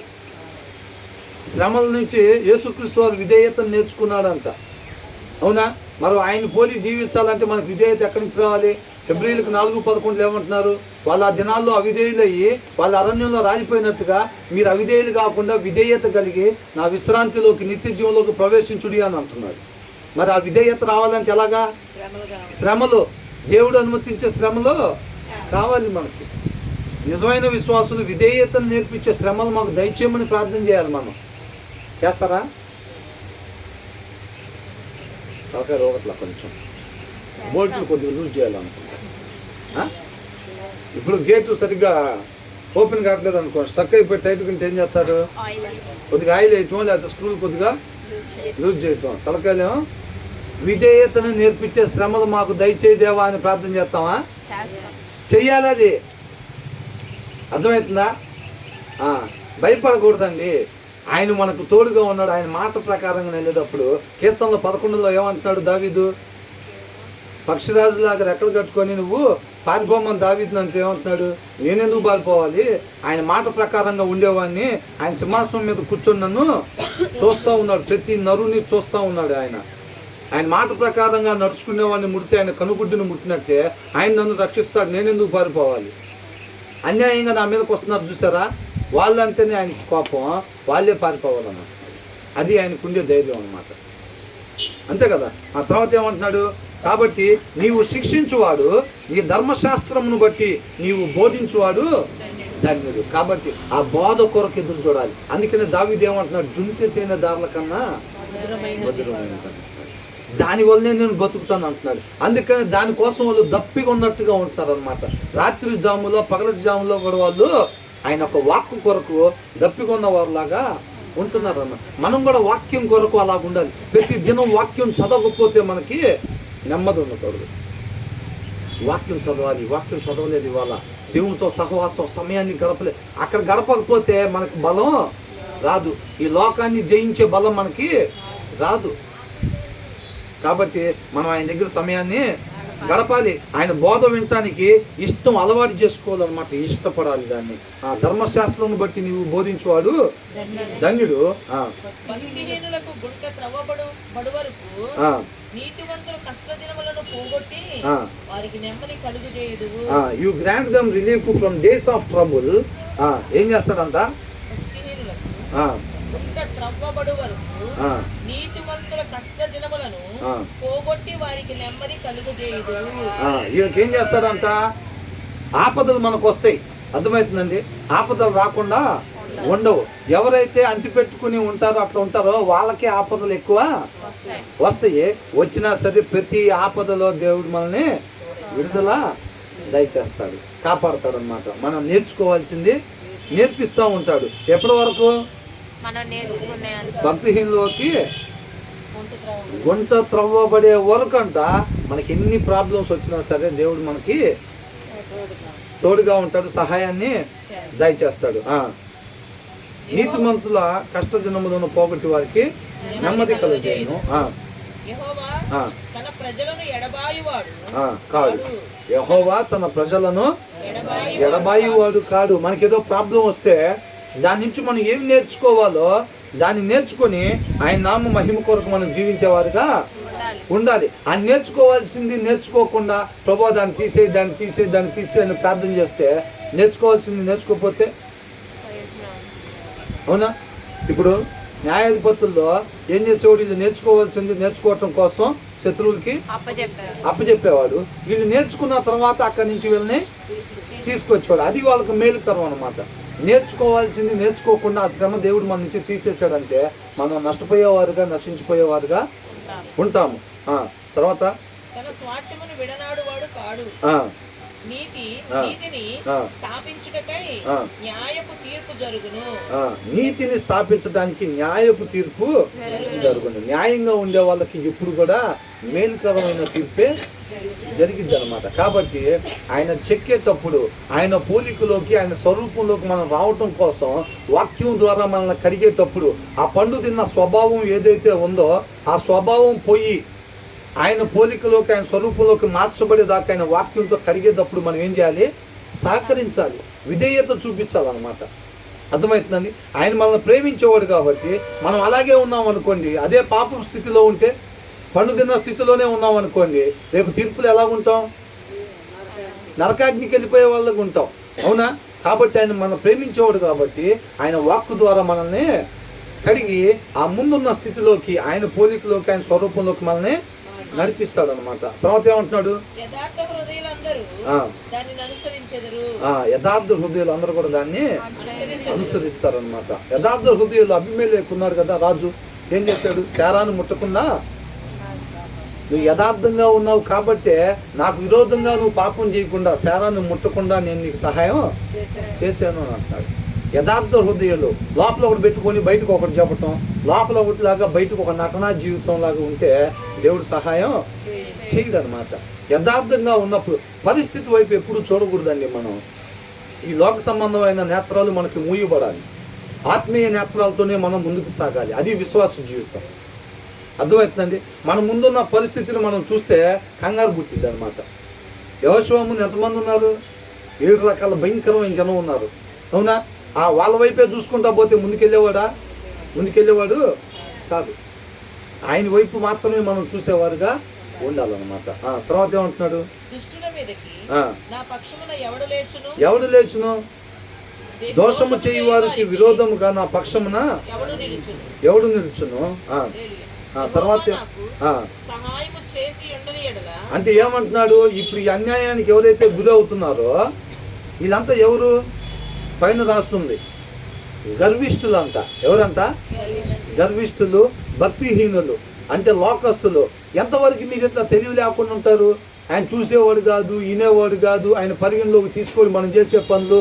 కాబట్టి మనకు తోచింది మనం చెయ్యొచ్చు. ఈ లోకంలో తెలివితేటలు, మనిషి తెలివితేటలు ఉపయోగించి డబ్బు సంపాదించు, లేకపోతే పేరు సంపాదించు, లేకపోతే తెలివి తక్కువడా అంటారు. అవునా? కానీ వాక్యం ఏం చెబుతుంది? అలా ఎవరైతే మనిషి జ్ఞానాన్ని ఉపయోగిస్తారో వాళ్ళని ఏమని పిలుస్తుంది వాక్యం? గర్విష్ఠులు అని అంటున్నారు. దీంట్లో 8వ వచనంలో ఏమంటున్నారు? తెలివి లేని వాళ్ళని అంటున్నారు. You senseless one among the people అని అంటున్నారు. అర్థమవుతుందండి? నీ బుర్రలో నుంచి జ్ఞానాన్ని తీసి ఉపయోగించి జీవించేవాడు ఎంతకాలం ఈ తెలివి లేకుండా ఉంటావు అని అంటున్నాడు. అదే ఈ లోక సంబంధంగా అలా డబ్బు సంపాదించలేకపోతే, పేరు సంపాదించలేకపోతే తెలివి తక్కువడా, చేతగానోడా అని అంటారు. అవునా? చేతగానోడు అంటారు. ఇప్పుడు కొంతమంది ఒక ఆయన పాస్టర్ ఉన్నాడండి, వాళ్ళ అబ్బాయి పట్ల దేవుడికి ఇప్పుడు ఏదో కరపత్రికలు పంచటమో లేకపోతే ఇంకో గిఫ్ట్ ఏదో ఇచ్చాడు అనుకోండి. ఈయన అనుకున్నాడు మా అబ్బాయి కూడా సువార్తే చెప్పాలి అని అనుకున్నాడు. కానీ వీళ్ళ అబ్బాయి సువార్త చెప్పట్లేదు. నేను మొన్న ఒక ఇంటికి వెళ్ళా, పాస్టర్ గారి ఇంటికి. ఆ పాస్టర్ గారి ఇంటికి వెళ్తే వాళ్ళ పెద్ద అబ్బాయి పాస్టరు, చిన్న అబ్బాయి పాస్టరు, మధ్యలో అబ్బాయి, మొత్తం ముగ్గురు అనమాట. ఆ 3వ అబ్బాయి పరిచయం చేస్తాడంట. అంటే ఎక్కడికి వెళ్ళినా చర్చికి వెళ్తే ముందు వచ్చే లోపల అందరికి చక్కగా చేపల గీపలు మొత్తం వేసేసి అన్ని సౌకర్యాలు చేస్తూ ఉంటాడు. దేవుడు ఆయనకి ఇచ్చిన గిఫ్ట్ అది. ఆ రీతిగా ఆ ఇచ్చిన గిఫ్ట్ను పట్టుకుని ఆయన నామాన్ని మహింపరచాలి ఎవరైనా అంతే. అవునా? కాకపోతే ఏమనుకుంటారు చూసేవాళ్ళు? పెద్దోడు పాస్టర్ అయ్యాడు, చిన్నోడు పాస్టర్ అయ్యాడు, మధ్యలో వాడు మాత్రం కొంచెం చేతకొన్నలాగా ఉండిపోయాడు, తెలివి లేకుండా ఉండిపోయాడు అని అనుకుంటారు. అంతేనా? అది వాస్తవేనా? తెలివి లేకుండా ఉన్నాడా? చేత కాకుండా ఉన్నాడా? చేత కాకుండా కాదు. దేవుడు ఏ గిఫ్ట్ ఇస్తే ఆ గిఫ్ట్ ద్వారా దేవుణ్ణి మహింపరచాలంటే. వీళ్ళు పెట్టుకున్నారు, నేను పాస్టర్ నేను చెబుతున్నా కాబట్టి మా అబ్బాయి కూడా చెప్పాలని చెప్పి వీళ్ళు పెట్టుకుని, వీళ్ళు ఎవరికి పెట్టుకోవడానికి? గర్భఫలం దేవుడిచ్చు బహుమానం. నువ్వెట్ట పెడతావు మరి అసలు? అని ఏ ఆలోచన లేకుండా ఇచ్చాడా దేవుడు నీకు? ఆలోచన లేకుండా అసలు మనమే వస్తువుని తయారు చేసుకుంటాం. ఆలోచన లేకుండా మనుషులుగా ఉండే మనమే ఆలోచన లేకుండా ఒక వస్తువుని తయారు చేయమైతే దేవుడు ఒక మనిషిని ఆలోచన లేకుండా తయారు చేస్తాడా? మరి ఆలోచన లేకుండా తయారు చేసాడు అన్నట్టుగా నువ్వెందుకు ఒక ఆలోచన పెట్టుకున్నావు నీ పిల్లోడి పట్ల, నీ కుమార్తె పట్ల? నువ్వెవరు పెట్టుకోవటానికి? నీకేం హక్కు ఉంది అసలు? వాడు అదవ్వాలి ఇదవ్వాలి అని చెప్పి. దావీదు ఏం చేసేవాడు? ప్రతి ఒక్కటి కూడా మనసు దేవుని దగ్గర విచారణ చేసేవాడు అనమాట. ఎవరు పిల్లలైనా సరే దేవుని దగ్గర విచారణ చేయాలి, దేవుని పాదాల చెంత విచారణ చేయాలి. ప్రభువా పిల్లల పట్ల నీ చిత్తం ఏదైతే ఉందో ఆ రీతిగా మాత్రమే పిల్లల్ని పెంచే జ్ఞానాన్ని దయచేయమని చెప్పి వేడుకోవాలి. అర్థమవుతుందండి? వాళ్ళకి ఎక్కడో ఒక సహవాసంలో ఎక్కడ అడుగు భాగం దగ్గర ఎక్కడో ఒక గేటు తీసే దగ్గర కావచ్చు, చేపలు ఎత్తే దగ్గర కావచ్చు, అలాంటి గిఫ్ట్ ఇచ్చాడు అనుకో దేవుడు, పిల్లలు ఎలాగ ఉండాలి? అలాగే ఉండాలి. అదే కోరుకోవాలి మనం. అర్థమైందా? సంసోన్ తండ్రి ఏమన్నాడు? సంసోన్ తండ్రి పేరు ఏంటి అసలు?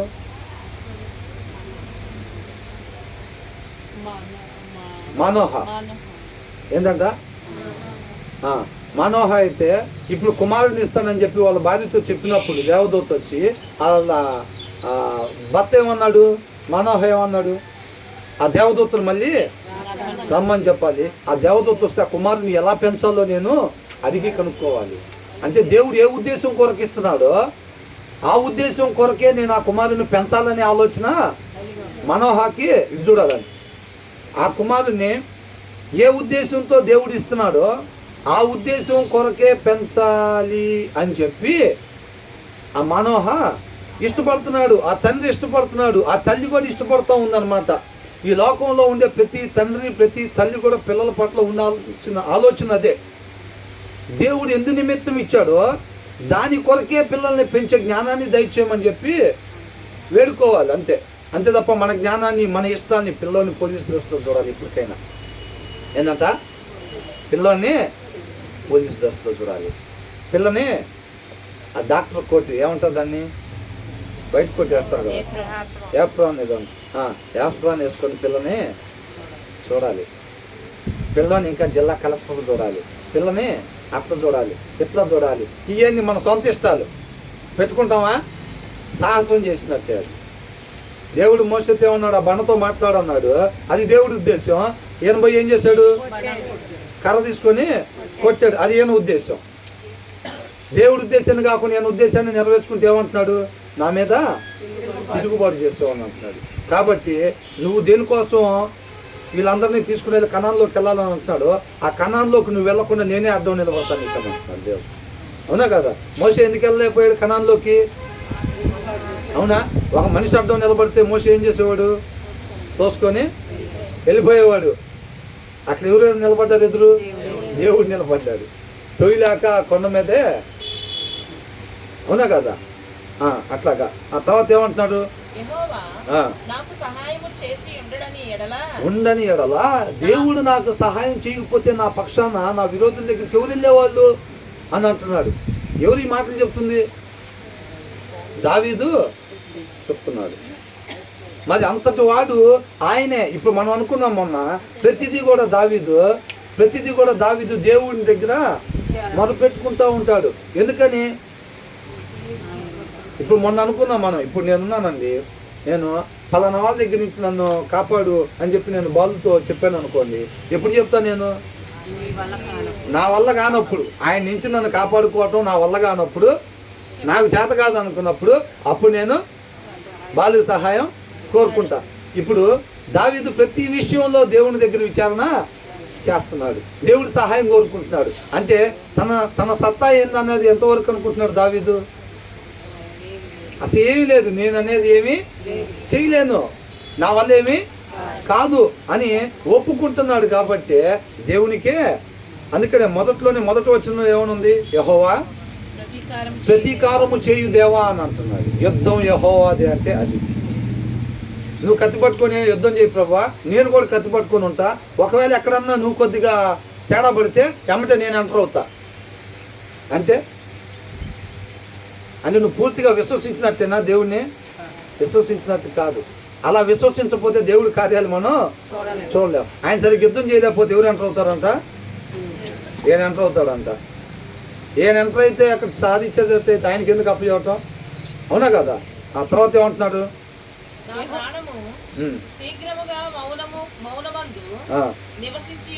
చూసారా? దేవుడు ఒకవేళ సహాయం చేయకపోయి ఉంటే దావీదు పరిస్థితి ఏమయ్యేదంట? నా ప్రాణము శీఘ్రముగా మౌనమందు నివసించు అంటే ఏమై ఉండేవాడంట? చచ్చిపోయి ఉండేవాడు. ఆయన నాకు ఎవరు నా తరపున వెళ్ళి నా శత్రువుల దగ్గర పోరాటం చేస్తారు? ఆయన నాకు సహాయం చేయకపోయి ఉంటే దేవుడు ఎవరు చేసి ఉండేవాళ్ళు? అంటే ఈ భూమి మీద ఎవరు కూడా తన సహోదరుని విమోచించలేడు. అది వాక్యం చెప్తున్నమాట. అర్థమవుతుందండి? కాబట్టి మనందరిని కూడా విమోచించేది కేవలం దేవుడు మాత్రమే. తర్వాత ఏమంటున్నాడు? ఏమనుకుంటున్నాడంట? నా కాలు జారినని. అసలు నేను అనుకున్నాను ఇవాళైతే భలే శోధన వచ్చింది. అసలు కొంతమంది అనుకుంటారు అసలు భలే శోధన వచ్చింది, ఏం ఆలోచన తేడా పడింది కొంచెం, అసలు పడిపోతానేమో ఆత్మీయంగా అని అనుకున్నాను నేను. కొంతమంది అట్లాంటి పరిస్థితుల్లో వెళ్తూ ఉంటారు. అపవాది పని ఏంటి? ఒక ఆత్మీయాలుగా వెలిగించబడిన క్యాండిల్ సిటీలో తిరుగుతుందంటే వాడికి నిద్ర పట్టదు, మనశ్శాంతి ఉండదు. ఆ క్యాండిల్ ఆర్పిన దాకా నెమ్మదపడ్డాడు. అవునా? వాడు ఏం చేస్తాడు? ఏ విషయంలో బలహీనంగా ఉన్నాడో ఆ వ్యక్తి వాటిని ఎర్రగా చుట్టూ పెడతా ఉంటాడు. అవునా? మనం అనుకున్నదేగా. ఇప్పుడు మందులో బలహీనత, అంతకుముందు బాప్తిసం తీసుకోకముందు ఆ బలహీనత ఉందనుకోండి, ఆ బలహీనత నుంచి విడుదల పొందుకొని బాప్తిసం తీసుకుంటే, వాక్యం అనే ఆహారం సమృద్ధిగా లేకపోతే ఏమైందనంటే వాడు ఎమ్మటే తీసుకొచ్చి వాడికి అర్థమైపోయింది బలహీనంగా ఉన్నాడు అన్న విషయం. వాడు ఎమ్మటే వేరే మందు తాగేవాడిని, వాడి పరిచయలు అపవాది పరిచయలో వాడబడేవాడిని తీసుకొచ్చి పెట్టేస్తాడు. ఎమ్మటే వాడు తీసుకొచ్చి అదే ఒక బాటిల్ ఉంది పక్కనే తాగలేని అంటూ ఉంటాడు. పక్కనే తాగలేని ఈ భూమి మీద ఎంతమంది ఎవరి కాడికి వస్తాడు? వీరి కాడికి వస్తాడు. ఎవరు పంపించాడు? అపవాదే పంపించాడు. అవునా? వాక్యం సమృద్ధిగా లేదనుకోండి, అంతకుముందు వేరే ఆలోచనలు, ఆడవాళ్ళతో సహవాసం ఉండే ఆలోచనలు ఉన్నాయనుకోండి, తర్వాత వాక్యం సమృద్ధిగా మనం భుజించుకుపోతుంటే, చదవపోతుంటే ఏమైంది? బలహీనంగా ఉంటాం. ఇల్లు మారంగానే ఇంటి పక్కన తేడా వాళ్ళే పడతారంతే. కిటికీ తీయంగానే అంతా తేడా చూపులు, తేడా వ్యవహారమే ఉంటుంది. అంతేనా? ఏ విషయంలో బలహీనంగా ఉండి నువ్వు అంతకుముందు విమోచింపబడ్డావో నీకు సరైన సమృద్ధి ఆత్మీయ ఆహారం లేకపోతే ఖచ్చితంగా నువ్వు నేను మళ్ళీ అదే విషయంలో పడిపోవటానికి అవకాశం ఉంది. తెలిసిన ప్రదేశంలో నుంచే శోధన వచ్చింది. కాబట్టి మనం జాగ్రత్త కలిగి ఉండాలి. అందుకని ఎనీ టైం ఏం చేయాలి? వాక్యం అనే ఆహారం సమృద్ధిగా కలిగి ఉండాలి. అప్పుడు వాడు ఎనీ టైం వాడు ఇట్లాంటి కుయుక్తులు కుట్రలు చేస్తూ ఉన్నా సరే మనకి ఏమాత్రం కూడా ఇబ్బంది కలగదు. వాక్యం కొద్దుగా ఉంటే దావీదుకి ఏమైంది? ప్రతి ఒక్కరికి కూడా అంతే. హృదయంలో వాక్యం కొద్దుగా ఉంది అని అంటే మాత్రం మనం పడిపోతాం ఆత్మీయంగా, అంతే. కాబట్టి జాగ్రత్త కలిగి ఉండాలి. నా కాలు జారినని నేను అనుకొనగా యెహోవా నీ కృప నన్ను బలపరుచుచున్నది. చాలా మందికి అలాంటి పరిస్థితులు వస్తాయి. సంస్థ తేడాగా ఉంది. వాళ్ళ ఆఫీస్కి వెళ్ళే లోపల ఏందో అసలు అంతా భలే శోధన వచ్చేసింది. ఒక్కోసారి పనికి పోతే భలే శోధన వచ్చేసింది. ఒక్కొక్కసారి ఇంటి దగ్గర, అవునా, అట్లా శోధనలు ఎదుర్కొంటా. దేవుడి కృపను బట్టి తప్పించుకుంటాం. ఏమైంది? మన జ్ఞానాన్ని బట్టి ఏముండదు. మన జ్ఞానం బట్టి అంటే దావీదు లెక్కన ఉంటుంది వ్యవహారం, అవునా. దావీదు ఏం చేశాడు? వాక్యం లేదు అక్కడ. ఏం పని చేసింది? శరీరం నడిపింపు పని చేసింది. శరీరాన్ని అనుసరించుకుంటూ వెళ్ళిపోయాడు. శరీరాన్ని అనుసరించుకుంటా వెళ్ళిపోయాడు, అంతే. కాబట్టి అలాంటి పరిస్థితులు వస్తాయి. మన శోధనను జయించాలంటే మనం ఏం చేయాలి? వాక్యం ఉండాలి. వాక్యం ఎప్పుడైతే ఉంటే అప్పుడు శోధన వచ్చినప్పుడు మనం సువర్ణంగా మార్చబడతాం అన్నమాట. కాబట్టి నా కాలు జారినని నేను అనుకోనగా, అంటే దావీదు కూడా అలాంటి పరిస్థితుల్లోకి వెళ్ళాడు. ఆయన మాత్రం మనిషి కదా. ఎంత చక్కగా రాపించారో చూడండి పరిస్థితులను బట్టి. అంటే మన ఆలోచన తేడా పడుతుంది. ఏంటో ఇబ్బంది పడుతున్నాం, శరీర కోరికలు కొంచెం జయించేటట్టుని అంటే ఏమవుతుంది? ఇప్పుడు దీపం ఉందండి. దీపం మినుగు అనేది ఎప్పుడు? ఇక నూనె అందపోతుంటే దానికి మినుగు అంటూ ఉంటుంది అనమాట. అయినా సరే ఎమ్మటే ఈ లోపల అది మినుగు అని అంటుంటే ఎమ్మటే దాంట్లో కొద్దిగా తీసుకెళ్ళి నూనె పోసుకోలేదు అనుకోండి, ఏమైంది? అది ఆరిపోయింది. ఆలోచన తేడా పడుతుంది అని అనుకుంటే ఇబ్బంది పడుతున్నాం ఆత్మీయంగా. ఏందో కన్ఫ్యూజన్, 4K లాగా క్లారిటీ లేకుండా ఏందో కొంచెం అంతకుముందు దూరదర్శన్ లాగా తేడా పడుతుంది అని అనుకుంటే ఇమీడియట్గా ఒక పూట సెలవు పెట్టైనా సరే వాక్యాన్ని ధ్యానించుకోవాలి, మోకరించి ప్రార్థించుకునేవారుగా ఉండాలంతే. ఏం కాదులే అని చెప్పి వెళ్ళిపోయామనుకోండి, ఏమైంది? పడిపోయింది తేడా, అంతే. ఆరిపోయింది దీపం, అంతే. నా దీపము యేసయ్యా నీవు. తర్వాత సుడిగాలిలోనైనా జడివానలోనైనా ఆరిపోదులే నీవు వెలిగించిన దీపము. హల్లెలూయా. ఎందుకని ఆరిపోదు? ఆ వాక్యం ఉంటే, అవునా. సుడిగాలి వచ్చింది, జడివానలు వస్తాయి, అయినా సరే ఆయన వాక్యం ఉంటేమి ఆరిపోదు. శోధన రాకుండా ఉండదండి. మనం ఆ శోధన వచ్చినప్పుడు మనం ఎప్పుడైతే హృదయంలో సమృద్ధి వాక్యం కలిగి ఉండాలి. సమృద్ధిగా వాక్యాన్ని ఎల్లప్పుడూ మనం కలిగి ఉండాలి. వాక్యం లేకుండా మనం ఏమీ సాధించలేము. తర్వాత ఏమంటున్నాడు? నా కాలు జారినని నేను అనుకునగా యెహోవా నీ కృప నన్ను బలపరుచుతున్నది అన్నాడు. తర్వాత నా అంతరంగమందు విచారణ చేయగా నీ గొప్ప ఆదరణ నా ప్రాణములకు నెమ్మది కలిగి చేయుచున్నది.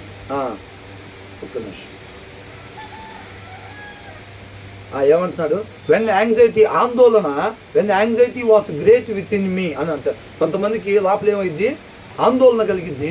అప్పుడు ఏమంటున్నారు? నీ ఓదార్పు నాకు గొప్ప ఆనందాన్ని కలుగు చేసిందని అంటున్నాడు. కొంతమంది ఏం చేస్తారు? అదే మనం ఇందాక అనుకుంది. కొంతమందికి హాస్పిటల్ దగ్గరికి వెళ్తారు, ఏదో అయిపోయిద్దామో అని భయపడతా ఉంటారు. ఆ బెడ్ దగ్గర ఉండే వాళ్ళు ఏమనుకుంటారు? అక్కడ ఉన్న పరిస్థితులు మొత్తం చూసి ఎలా అనుకుంటారు?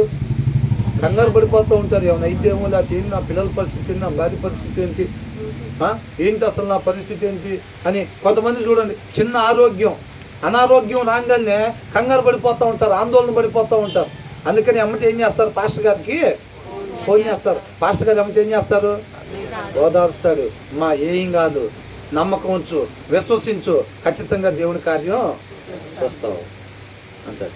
ఆ ఓదార్పును అనమాట. ఆ ఓదార్పు ఎంతో మంచిది. కొంతమంది ఏమనుకుంటారు? మనం ఏం చేస్తాం రా అని. నిజంగా హాస్పిటల్ పోతే డబ్బులు ఇవ్వాల్సి వచ్చిందిగా, ఏంటంట హాస్పిటల్ పోతే డబ్బులు ఇవ్వాల్సి వచ్చిందిగా, మనం బాగుందిలే అనుకుంటారు. అన్నీ డబ్బులతోనే కాదండి. డబ్బులు ఉన్న వాళ్ళకి కూడా, కోటీశ్వరులకు కూడా కొన్నిసార్లు ఏమైందో పరిస్థితి. అసలు నా భార్య పిల్లల పరిస్థితి కళ్ళమ్మటి ఇట్లా కారుతూ ఉంటాయి. హాస్పిటల్ మొత్తాన్ని కొనుక్కుంటే ఉత్తప్పుడు గారితే ఇంకా మంచిది. అందుకనే ఇంట్లో భార్య కానీ భర్త కానీ తెలుసుకోవాల్సిన విషయం తెలుసుకుంటా ఏడ్చేటప్పుడు కొంచెంసేపు ఏడవనియాలి ఎప్పుడైనా. అర్థమవుతుందండి? అక్కడ ఆ ఆలోచన మంచిది, ఆ ఆలోచన మంచి మార్గాన్ని నడిపించింది, కొంచెంసేపు ఏడవనియాలి. అమ్మో నా భార్య కన్నీళ్ళు అసలు ఏమాత్రం నేను చుట్టానికి వీలేదనంటే ఆలోచన రాదు. కాబట్టి అది మేలైన ఏడుపు అనుకోండి, ఆ ఏడుపుని ఏం చేయాలి, కొంచెం ముందుకి పానీయాలి అంతే. కాబట్టి ఏమనుకుంటారు, ఓదార్పునిచ్చింది అన్నమాట ఆ మాటలో. తర్వాత ఏమంటున్నాడు,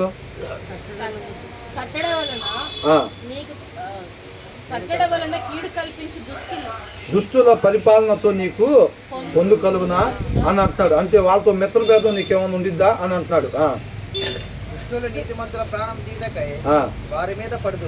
ఏం చేస్తారంట దుష్టులు? అంటే ఫైటింగ్ ఎవరెవరికి ఉంటుంది ఈ లోక సంబంధంగా? నీతిమంతులకి దుష్టులకే ఫైటింగ్ అంతా. అర్థమవుతుందండి? వాక్యాన్ని అనుసరించే వాళ్ళకి ఇటువైపు చూడాలండి, వాక్యాన్ని అనుసరించే వాళ్ళకి, వాక్యాన్ని అనుసరించని వాళ్ళకి, వీళ్ళిద్దరికే ఫైటింగ్ ఉండిద్ది ఎప్పుడైనా. అర్థమవుతుందండి? వాళ్ళ ఆలోచన ప్రతి ఒక్కటి. వాక్యాన్ని అనుసరించిన వాళ్ళు ఎవరికి నష్టం అని అంటే వాక్యాన్ని అనుసరించే వాళ్ళకే నష్టం చేకూరుదామని చూస్తూ ఉంటారు. కాబట్టి దుష్టులు నీతిమంతుల ప్రాణము తీయుటకై వారి మీద పడుదురు. ఏం చేస్తారంట? నిర్దోషులకి, ఏ తప్పు చేయని వారికి, ఏ హాని చేయని వారికి వాళ్ళు ఏం చేస్తారంట? దోషులని. ఇప్పుడు ఏమనుకుంటారు, ఈ లోకానికి మనం ఉప్పు వెలుగు అని చెప్పి వాక్యంలో చెబుతుంటే, వాక్యం అయిన దేవుడు చెబుతుంటే మీరేరా దరిద్రం ఈ లోకానికి అని అంటున్నాం.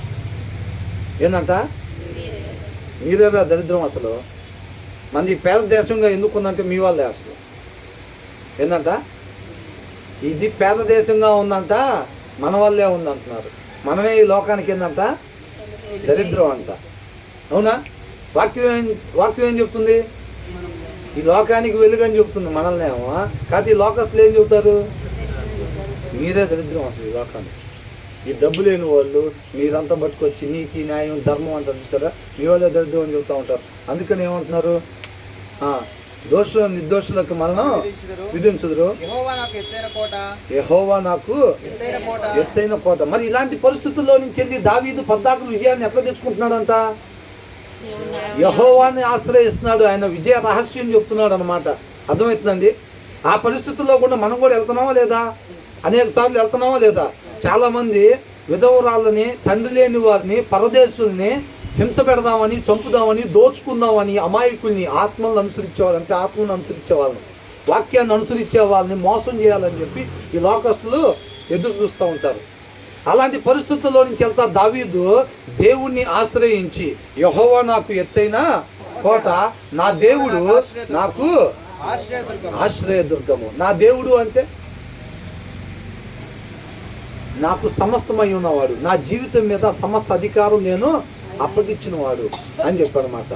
నా యజమానుడు అని చెప్పి మనం ఆయనకు అధికారాన్ని అప్పగించుతాం అన్నమాట. అది విజయ రహస్యం. దావీదు మన పరిస్థితుల గుండానే వచ్చి ఎలాంటి విజయాలు పొందుకున్నాడు అని అంటే, ఇప్పుడు యేసుక్రీస్తు వారు కూడా ఇలాంటి పరిస్థితుల్లోంచి వెళ్ళారా లేదా? వెళ్ళాడు. అందరూ వ్యభిచారం చేసే స్త్రీ అంట. వ్యభిచారం చేసే స్త్రీ అంటే ఎట్లుంటుంది? స్నానం చేయకుండా పోయిద్దా? మేకప్ లేకుండా పోతారా? ఎట్లా పోతారు? ఎదుటి వాళ్ళని ఆకర్షించే వాళ్ళుగా పోతారు. అవునా? వాళ్ళు పట్టుకుని వస్తే ఈయనేమని పిలిచాడు? అమ్మ అని పిలిచాడు. ఎలా పిలవబడిగాడు? తండ్రి శక్తి, తండ్రిని ఆశ్రయించున్నాడు, తండ్రిని కోటగా కలిగి ఉన్నాడు అనమాట. అవునా? నార్మల్ వ్యక్తిగానే జీవిస్తా యేసుక్రీస్తు వారు ఎలాగ జయించగలిగారు? ఈ లోకంలో ఉండి లోక మాలిన్యం అంతకుండా ఎలాగున్నారు? తండ్రిని ఆశ్రయించాడు. నా ఆశ్రయ దుర్గమ. అక్కడి నుంచి నేర్చుకున్నాడు దావీదు మొత్తం. యేసుక్రీస్తుని క్షుణ్ణంగా చక్కగా పరిశీలనగా చూస్తూ ఉన్నాడు. అంటే మీరు అనొచ్చు, బ్రదర్ అసలు ఇంతకీ అసలు అప్పుడు చెప్పండి అసలు అప్పుడు యేసుక్రీస్తు లేడుగా బ్రదర్. అసలు ఏందంట? ఉన్నాడా లేదా? ఎక్కడున్నాడు? తండ్రి రొమ్మున ఆనుకొని ఉన్నాడు. అవునా? ఇప్పుడు ఈ ప్రదేశంలో ఓల్డ్ టెస్టిమెంట్లో అసలు ఎక్కడ పనిచేయట్లేదా? పనిచేస్తున్నాడా లేదా? కొత్త నిబంధన తెరిచున్న పుస్తకం అయితే పాత నిబంధన అంట క్లోజ్ న్యూ టెస్టిమెంట్ అని ఉంటుంది. అవునా? కాబట్టి తండ్రి దగ్గర నుంచి అవి మొత్తం కూడా నేర్చుకుంటూ ఉన్నాడు. యేసుక్రీస్తు కూడా అక్కడి నుంచి నేర్చుకొని తన్నే ఆశ్రయంగా పెట్టుకున్నాడు. దానివల్ల వీళ్ళందరూ కూడా విజయాన్ని పొందుకున్నారు. అంటే వాక్యం సమృద్ధిగా ఉండేటట్టుగా చూసుకున్నారు వాళ్ళ హృదయంలో. చివరి వచనంలో ఏమనుంది? ఆయన వారి దోషము వారి మీదకి రప్పించును. ఎవరి దోషం? ఈ గర్విష్ఠులు ఎవరైతే ఉన్నారో. 5వ వచనమా? యెహోవా చూచుటలేదు. 5వ వచనం. యెహోవా చూచుటలేదు, యాకోబు దేవుడు విచారించట్లేదు అనుకొని ఏమనుకున్నారంట? దేవుడు చూసే దేవుడు కాదు, ఆయన పట్టించుకోవట్లేదు, కాబట్టి మన ఇష్టం అని చెప్పి వీళ్ళు చేసుకుంటూ పోతూ ఉంటారు. అందుకని వాళ్ళ దగ్గరికి పోయి, ఎందుకమ్మా ఇవన్నీ చేస్తావు అట్లాగా, దేవుడు చూస్తాడు. దేవుడు లేదు, దేవుడు తీరా బాబు, ఇంకా ఎక్కడ పాతకాలంలో ఉన్నావు ఇంద్రా అని మనల్ని అంటారు వాళ్ళు. ఏం లేదంట, దేవుడు లేదు, దెయ్యం లేదంట.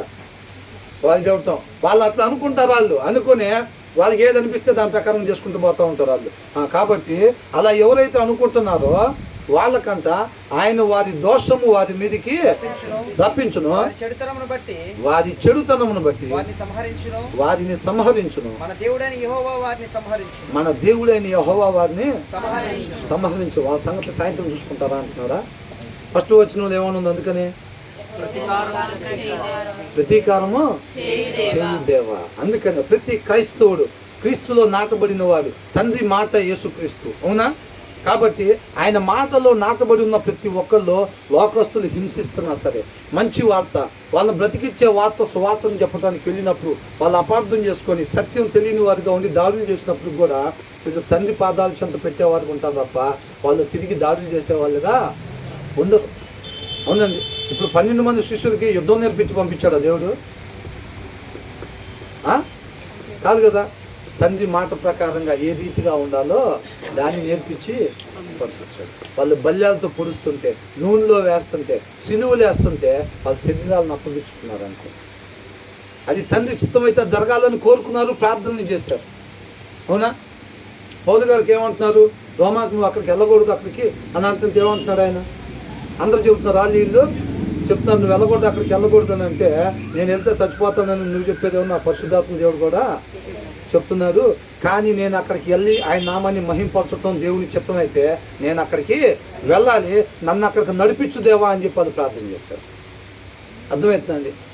అంటే లోక సంబంధంగా ముగింపు వచ్చినా సరే ఆ పునాదులు కలిగిన పట్టణం వైపు నేను చేరుకుంటాను.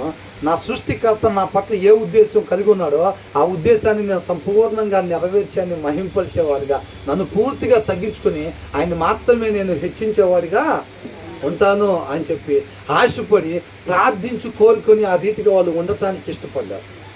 అర్థమవుతుందండి? కాబట్టి ఈ లోక సంబంధమైన మేలులు సుఖాల కోసం మనం ప్రార్థించేవారుగా కాకుండా ఆయన నామం మహిమ కొరకు ఆయన చిత్తాన్ని మాత్రమే నెరవేర్చడానికి మనకి ఏం కావాలో అవన్నీ కూడా దేవుడు మనకు దయచేయమని చెప్పి ఆయన కృపా కాపుదలతో మనం నడిపించమని చెప్పి ప్రార్థించేవారుగా మనం ఉండాలి. కాబట్టి మనం ఎవరి మీద వాక్యాన్ని చదువుతా మళ్ళీ లోకంలో దాడులు చేసేవాళ్ళుగా, మాటలతో సూటిపోటి మాటలతో అవతల ఇబ్బంది పెట్టేవారుగా అలాగ మనం ఉండకూడదు. మనకు హాని చేద్దామని చూసిన వారినైనా సరే వాళ్ళు కూడా రక్షింపబడి దేవునితో పాటు యుగయుగాలు ఉండాలి అనే ఒక భావం కలిగి మనం ప్రతి విషయాన్ని దేవుడి పాదాలు చెంత పెట్టేవారుగా ఉండాలి. దేవుడికి మహిమ కలుగును గాక. అవును.